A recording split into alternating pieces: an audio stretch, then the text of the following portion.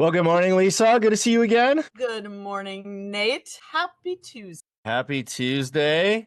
Holy Week. Excited to talk about the topic today, actually, because it's become pretty relevant in a lot of the stuff that I'm doing in my own personal life. And I know that you've had some experience in this as well. But what I wanted to talk about today, and I think that we can really shed some light on, is the content that you put into your brain and the story that you tell yourself and how that ends up playing out in your growth. And so, for example, it's been an interesting journey for me, and I'm probably going to share too much about my personal consumption habits, but I just have found it really interesting how as I've grown in my own personal journey and my mindset has really shifted, what I actually like to listen to in terms of podcasts, what I actually like to watch on platforms like Netflix or Prime or whatever, and then the story I'm telling myself, and then how that has really shaped the direction that I've seen play out in my own personal life. And so, just kind of starting from go, for me, it's been, I used to really like thrillers and suspense, horror movies. That was kind of like my thing. I really enjoyed a lot of that.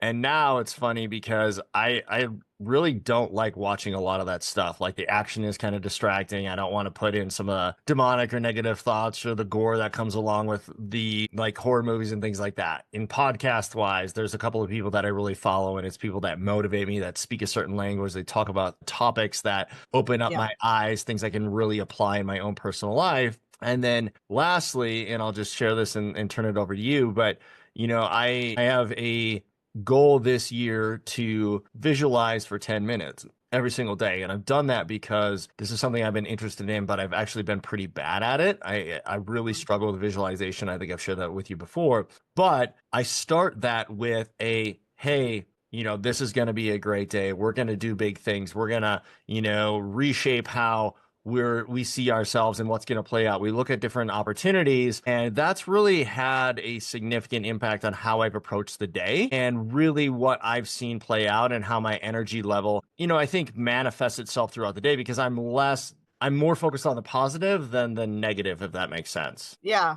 it makes total sense. It's interesting you're bringing it up because one of the things that I've started to do is to read my devotional in the morning. I used to read it in the evening, not super consistently, but I've really tried to prioritize just that 5 to 10 minutes of intentional time with God, however people are going to define that. But for me, it's in prayer, asking, being grateful. So what am I grateful for? What messages do I feel like are coming through? But then setting the intention for the day, bless the day, allow me to do the work that you want me to do in the way that serves him. And I think that intentionality, whether you do it through a devotional, you do it through mindfulness, you do it through learning something, setting up your day in a positive, constructive, intentional manner, actually cascades all the way through for whatever else is coming, because it sets your mindset into more of a growth and openness versus I just got schmucked by the first 8 meetings of the day and I'm crabby, I'm tired, I'm burned out. And oh, by the way, now I'm supposed to go read or consume content or do a devotional when my heart is pretty closed. My mind is closed because I'm feeling run over. Yeah. Yeah. And I think, the structure of the day is really important too. Like you just said, bringing some of those things in the beginning of the day, over here on this side with 3 little kids, it becomes really hard because, everybody doesn't want to go to school. Nobody wants to get up in the morning. We've also got 2 dogs that have their own challenges. And so it just ends up becoming this scenario where it's like very quickly you can go from, hey, this is a peaceful reading and devotional time or whatever, to like complete chaos, breaking down, emotions are high. But the grounding of even a basic routine, like I'm not a person who gets up at like 3:30 in the morning and has to cold plunge and do all these things, but I do try to do certain things like exercise my mind through reading, have that gratitude or whatever it is in the morning to set myself up to be able to handle some of those things. And if I don't do those, I actually do feel off now. And it hasn't been that long in me doing those things, but they do become really important. And I do think your body and mind rely on them to a greater degree. And so being able to just say, this is my 30 minutes for me to wake up, have a coffee, get some peace, like say, like you said, bless the day, have whatever talk you're going to have. That then translates into a really strong foundation to handle whatever the life throws at you that day. Yeah.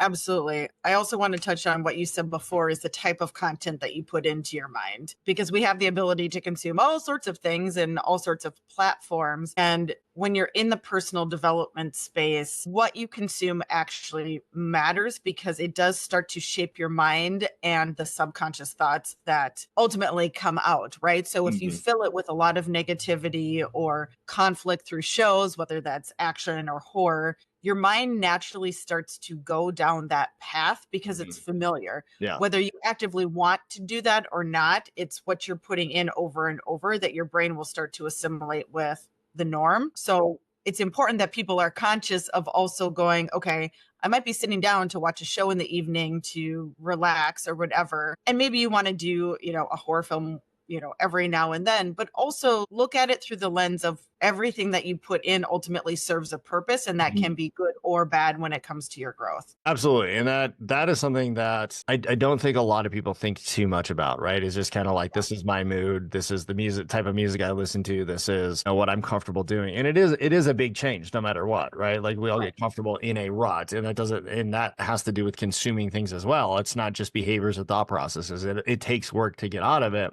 But once you start to see a little bit of light, again, starting small, I'm going to wake up 15 minutes earlier instead of an hour and a half earlier, right? But in those 15 minutes, I'm going to prep the night before. I'm going to be able to set up my coffee machine and, make sure the kids' lunches are packed and maybe have my clothes out or whatever it is. But you can do these little tasks so that there's less burden on your brain when you are really trying to wake up or spend that time with just yourself or you and God or whatever it is, because that then means you're not going to be rushed. You're not going to be overwhelmed. You're going to be able to hit the day with intention and slowly ease into it before life undoubtedly throws chaos your way. Yeah. Yeah. One other thing that I've tried to do, and I'm getting better at, I would say this year, is thinking about, and it's literally like a 30-second conversation with myself, but what am I looking forward to today?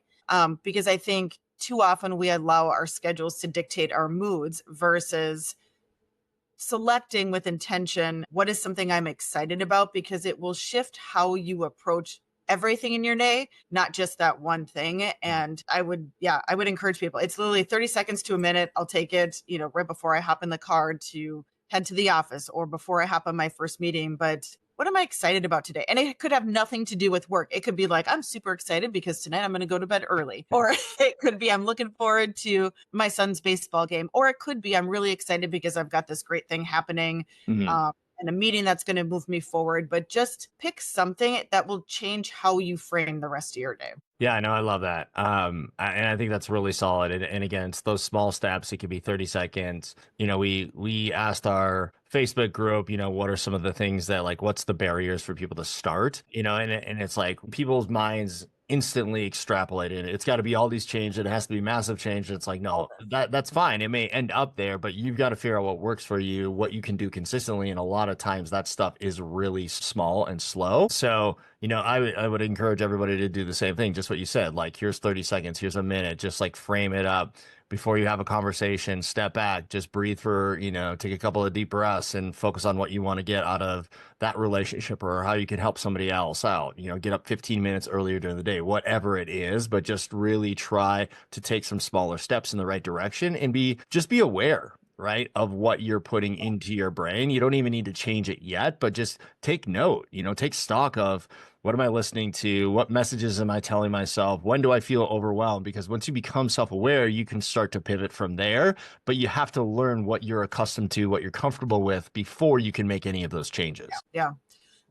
One thing that people get tripped up on, and I think there's two sides of the fence. There's the people that believe in positive affirmations, and they chant them to themselves every single day in the mirror, and that's what they love. And then there's maybe the people on the other side of the spectrum that are like, words without action don't mean anything, and why would you just say nice things about yourself in the mirror? And I actually think there's a blend of both, and it comes from Andy's podcast. I think it was yesterday, his Q&A, and he was talking about making a decision for yourself to no longer be the person that you were. And I think when it comes to an affirmation about yourself, that's actually a very powerful affirmation. Change doesn't occur overnight. And so if you are making the decision to be a different person, the person that you ultimately want to be in the future, simply saying to yourself, I am no longer the person that I was yesterday. I am a person that has these qualities about them.